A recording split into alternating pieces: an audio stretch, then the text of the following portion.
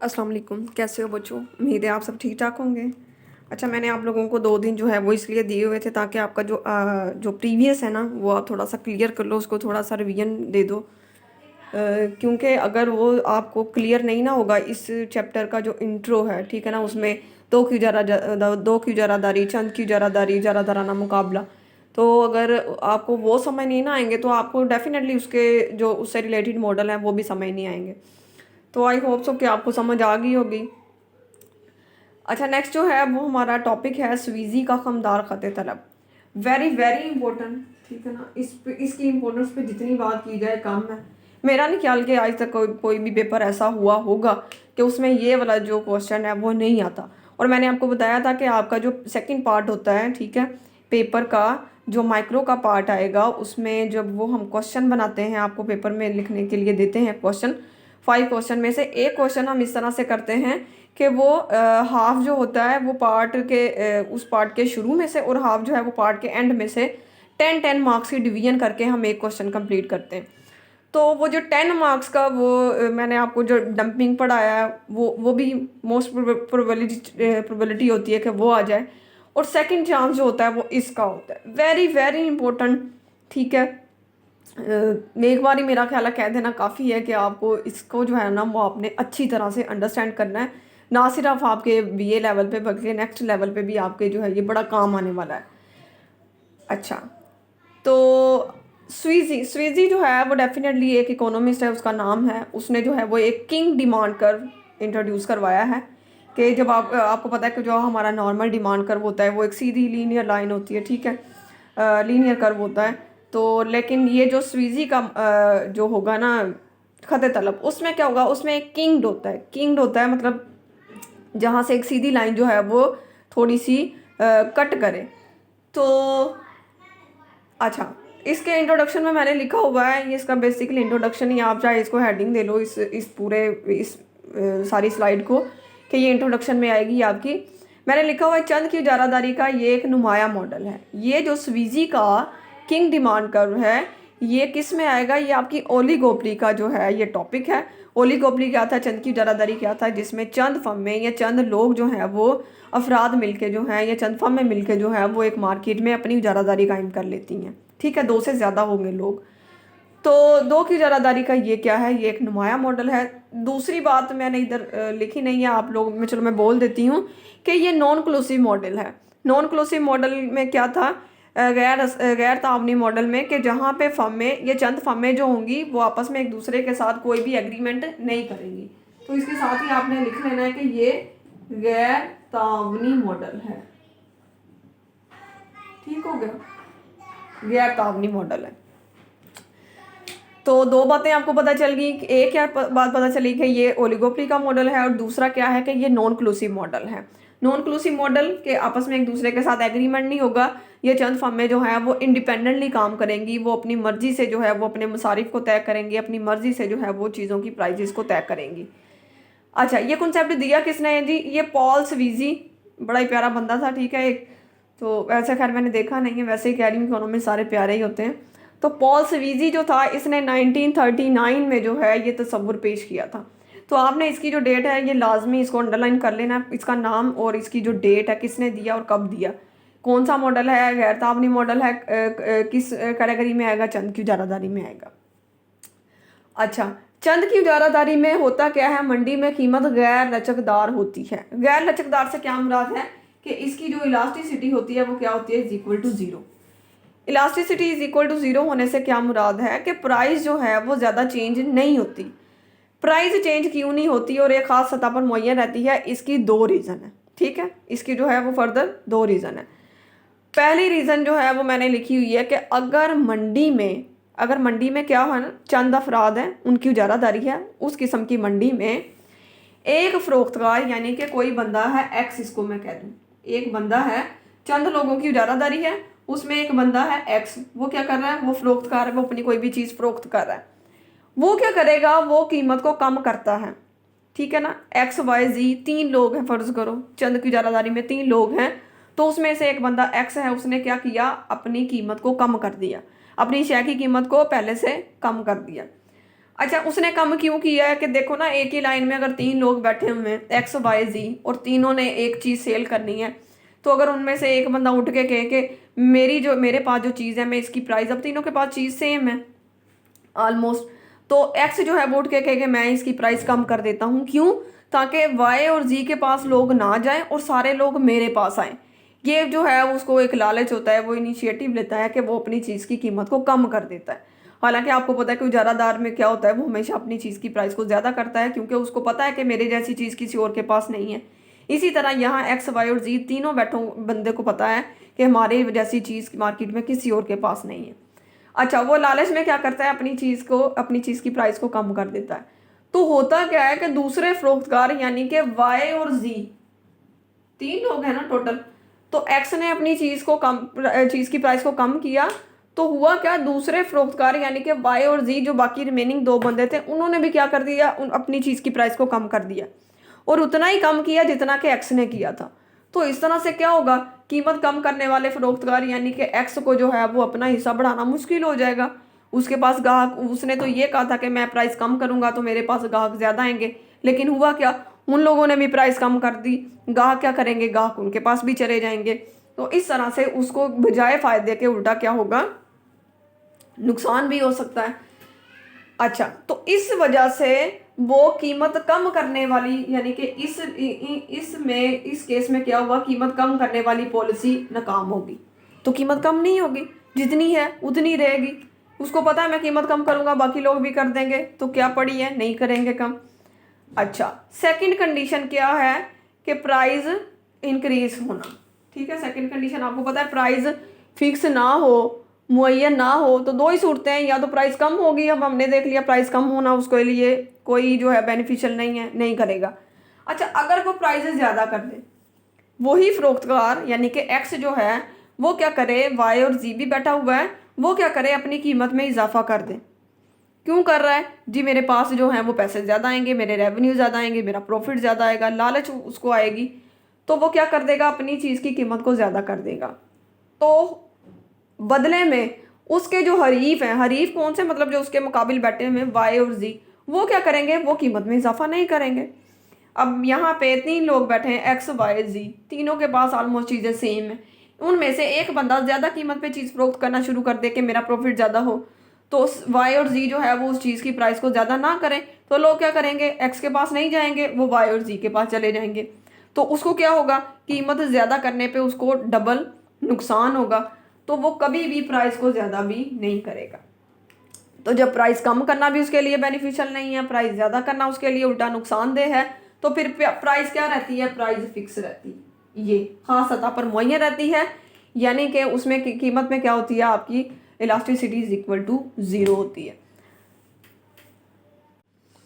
तो डायग्राम में क्या है कि 2 डिमांड कर्व आपको नज़र आ रहे हैं। ठीक है, एक जो है उस पर मैंने कैपिटल डी डी लिखा हुआ है, ठीक है, ये वाला, यहाँ से यहाँ D D, capital D D लिखा, और ये जो है यहाँ से यहाँ स्मॉल डी से मैंने उसको डिनोट किया है, शो किया हुआ है। अच्छा, आपको पता है कि उजारादारी में होता क्या है, ये हमारी एवरेज रेवेन्यू होते हैं, ठीक ना, एवरेज रेवेन्यू इसका डिमांड कर्व होता है, बार बार आपको बताती रहती हूँ क्या, और आप जो है वो हर बार कहती हूँ कि आप बुक पे लिख भी लो कि किसी भी फर्म का जो AR होता है वही उसका डिमांड कर्व होता है। तो ये क्या है, ये AR होते हैं, और आपको पता है जो उसके मार्जिनल रेवेन्यू होते हैं वो AR से डबल रेट के साथ डिक्रीज करते हैं। तो ये AR है, और ये जो है यहाँ से लेके और ये वाला ये उसका MR है। अच्छा, अब आपको नज़र आ रहा होगा कि इससे पहले जितने भी हम कर पढ़ रहे थे उसमें जो MR था वो एक सीधी लीनियर लाइन थी, स्ट्रेट लाइन थी, ठीक है, लेकिन यहाँ पे क्या हुआ है, यहाँ पे MR कर्व यहाँ से लेके D से लेके V तक, ये V मैंने पॉइंट लिखा हुआ है, मैंने इन पॉइंट को वही नाम दिए जो आपकी बुक पे दिए हुए, तो आप लोगों ने कंफ्यूज नहीं होना, आप खुद से कोई भी ABC लिख सकते हो। अच्छा, ये जो V है, V से लेके ये जो A है, यहाँ तक जो MR है वो बिल्कुल जो है वो एक डिसकंटिन्यूस कर्व है, ठीक है। इसके बाद दोबारा से वो क्या हो गया, वो दोबारा से एक कंटिन्यूस कर्व हो गया। ये MR जो है वो डिसकंटिन्यूस क्यों है, उसका रीज़न जो है वो अभी हम पढ़ते हैं डिटेल से। तो ये AR है, ये MR है, डिसकंटिन्यूस है, इसके इधर इतना किंग मौजूद है, किंग क्यों है वो अभी हम बात करते हैं। और यहाँ पे मैंने क्या बनाया हुआ है, ये मार्जिनल कॉस्ट 1, ये जो दरमियान वाली है ये इनिशियल मार्जिनल कॉस्ट है, ये जो दरमियान वाला पॉइंट, ठीक है, ये MC0 है, ये जो सॉरी MC1। इनिशियल जो हम बात करते हैं वो क्या है, MC1 पे बात करते हैं कि पहले उसकी मार्जिनल कॉस्ट क्या है। तो फिलहाल अगर आप ऊपर और नीचे ये वाले MC कर्व को भूल जाओ तो हमारे पास दरमियान वाला सिर्फ एक MC1 है जो कि पॉइंट B पे, इस MR के पॉइंट B पे जो है MC1 एक दूसरे को कट कर रहा है। तो जहां आपको पता है MC = MR होते हैं, वहां पे हमारी क्या डिफाइन होती है, वहां पे हमारी क्वांटिटी डिफाइन होती है। Quantity, marginal revenue = marginal cost क्या डिफाइन करता है, हमारी क्वांटिटी को। तो हमारे पास क्या आ गई, MC = MR होने पे क्या आ गई है, क्यू स्टेरिक आ गई है। तो क्यू स्टेरिक पे अब हमने देखना है कि चंद की उजारादारी में हमारे पास कितने लोग हैं, एक X है, एक Y है और एक Z, 3 लोग हैं, 3 उजारादार हैं, ठीक है। इस क्वांटिटी को क्या करेंगे, तीनों ने सेल करना है, फर्ज करो, ठीक है। तो ये उनके मार्जिनल कॉस्ट है, ये उनके मार्जिनल रेवेन्यू है, ये उनकी जो है वो क्वांटिटी डिफाइन हुई है। इस पॉइंट पे, इस क्वांटिटी पे आपको पता है हम इसको बिल्कुल ऊपर ले जाते हैं डॉटेड लाइन के साथ। ये वाला पॉइंट जहाँ पे ऊपर जाके आपने बिल्कुल स्केल के साथ सीधी लाइन लगानी है, जहाँ पे आके आपके AR को कट करता है, वहाँ पे क्या डिफाइन होती है, वहाँ पे हमारी प्राइस डिफाइन होती है, ये वाली।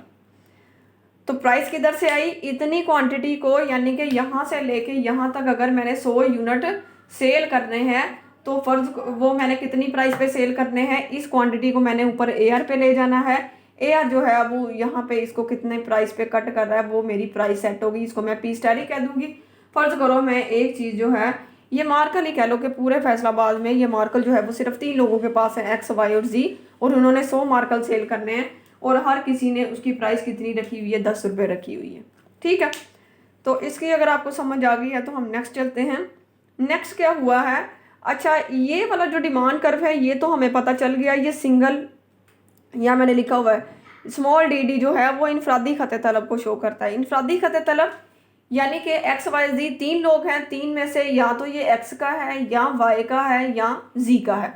इन तीनों में से हर फर्म का जो इंडिविजुअल डिमांड कर्व है वो कौन सा है, ये स्मॉल डी, ठीक है।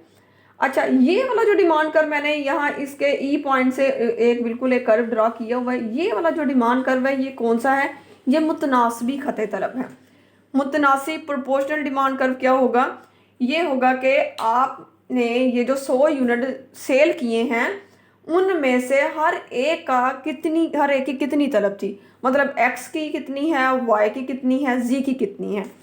आपकी जो बुक में लिखा हुआ है, अगर मैं वो वाली डेफिनेशन पढूं तो इन्होंने लिखा हुआ है कि किसी फर्म का मुतनासिबी खत तलब एक ऐसा खत तलब है जो मंडी में किसी फर्म के हिस्से को ज़ाहिर करता है। जारी बात है ये 100 यूनिट हमने 3 लोगों में डिवाइड करने हैं, तो तीनों के हिस्से में क्या क्या आएगा, वो ये वाला डिमांड कर्व शो कर रहा है। ये इसको हम टोटल डिमांड कर्व भी कह सकते हैं ना, 3 में अगर हमने डिवाइड किया। तो ये टोटल डिमांड कर्व है कैपिटल D के साथ, और स्मॉल d के साथ क्या है, एक इनफरादी खत तलब क्या है। अच्छा अब पॉल्स वीजी जो है वो कहता है कि जहाँ पे ये आपका इंडिविजुअल डिमांड कर्व, ये वाला, ठीक है, ये मैं डॉटेड लाइन बना रही हूँ सिर्फ आपको समझाने के लिए, आपने नहीं लगानी, ठीक है, ये और इसका ये वाला पोर्शन, ठीक है, इसको मिलाने से जो है वो कहता है एक कर्व बनता है। इसको ये वाला जो कर्व मैंने अभी ये इसके साथ किया है इसको कहते हैं किंग डिमांड कर्व, ठीक है। हाँ पोर्शन उसका इंडिविजुअल डिमांड कर्व से आया और हाँ पोर्शन उसका मुतनासिबी खत तलब से प्रोपोर्शनल कर्व से आया है।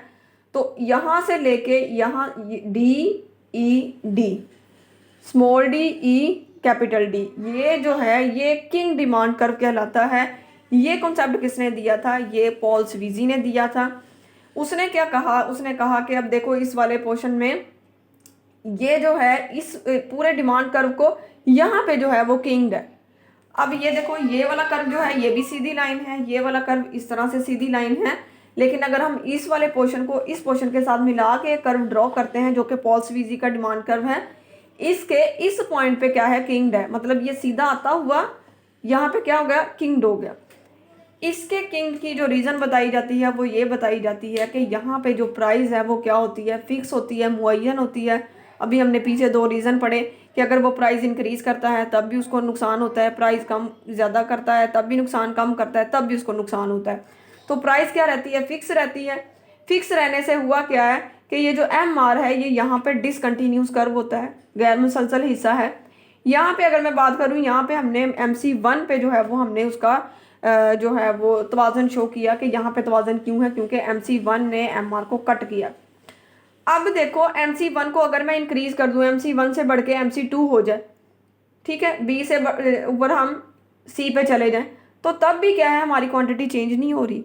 हालांकि होना क्या चाहिए कि जैसे ही MC ने चेंज किया है, MC ज़्यादा हुए हैं, तो हमारी क्वांटिटी सेलिंग या तो कम हो सकती है या ज़्यादा हो सकती है, लेकिन यहाँ पे क्वांटिटी चेंज नहीं हुई।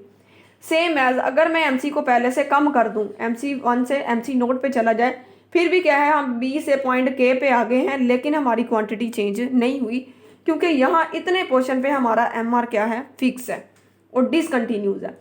तो यहाँ पे क्या शो हुआ कि MC का कोई किरदार नहीं है। MC जो है यहाँ पे बिल्कुल जो है वो, मतलब अगर आप इसमें, ये तो हमने डायग्राम बनाने के लिए बना दिया, अगर आप डायग्राम में MC ना भी बनाओ तो कोई फ़र्क नहीं पड़ेगा, क्योंकि यहाँ पे MC का इंक्रीज़ होना या डिक्रीज़ होना आपकी क्वांटिटी पे जो है वो कोई भी इम्पैक्ट नहीं लेके आ रहा। तो MC का यहाँ पे कोई किरदार नहीं है, ठीक है। तो किरदार किसका है, ये जो किंग है, ये जो किंग है, खम, उर्दू में उसको खम लिखा हुआ है, खम ही क्या करता है, कीमत को तयन कर रहा है, ठीक है, प्राइस को, और खम ही जो है वो क्वांटिटी को तयन कर रहा है। MC का यहाँ पे कोई रोल नहीं है। अच्छा, लास्ट में जो हमारे, मैंने ये दो चीज़ें लिखी हुई हैं, ये जो हमारे पास किंग डिमांड कर्व आया है, इसका पोर्शन अगर आप देखो, इसका जो ऊपर वाला हाफ पोर्शन है, यहाँ पे इलास्टिसिटी क्या है, ग्रेटर देन 1 है, और ये जो नीचे वाला पोर्शन है, यहाँ पे उसकी इलास्टिसिटी क्या है, लेस देन 1 है। अच्छा, ग्रेटर देन 1 से क्या मुराद है, आपने यहाँ से अगर मैं बात करूँ, अगर मैं यहाँ से एक पॉइंट A लूँ, ये पॉइंट B लिया, तो देखो प्राइस में थोड़ा सा चेंज करने से आपकी क्वांटिटी में जो है वो ज़्यादा चेंज आ रहा है। देखो प्राइस में इतना सा चेंज, क्वांटिटी यहाँ से यहाँ जा रही है, यहाँ से यहाँ, मतलब प्राइस जो है वो ज़्यादा रिस्पॉन्स कर रही है उसकी, किसको, क्वांटिटी को। अच्छा, इस पोर्शन की अगर मैं बात करूँ, यहाँ पे क्या है, प्राइस में यहाँ से लेकर यहाँ तक भी अगर मैं इजाफा या कमी कर दूँ, तो मेरी क्वांटिटी में जो है वो थोड़ा सा चेंज आ रहा है। ये एक, यहाँ पे क्या है, फिर इलास्टिसिटी ज़्यादा है, यहाँ पे इलास्टिसिटी कम है। तो ये है आपका जो है वो किंग डिमांड कर्व। जो इसकी शुरू में डेफिनेशन लिखी हुई है, इस पूरी को समझाने के बाद अगर मैं अब वो डेफिनेशन पढ़ूँ तो शायद आपको समझ आ जाए, इसलिए मैंने उसको पहले नहीं पढ़ा, कि जहाँ पे एक इनफरादी खत तलब, ठीक है, इनफरादी खत तलब स्मॉल dd और मुतनासबी खत तलब एक दूसरे को जो है वो क्या करते हैं, कता करते हैं, ठीक है ना। ये इनफरादी खत तलब और ये मुतनासबी खत तलब ने यहाँ पे एक दूसरे को कता किया है, तो उसकी वजह से जो कर्व वजूद में आया है उसको जो है वो हम खमदार, किंग डिमांड कर्व, स्वीजी का डिमांड कर्व, कुछ भी जो है वो इसको नाम दे सकते हैं। ठीक हो गया।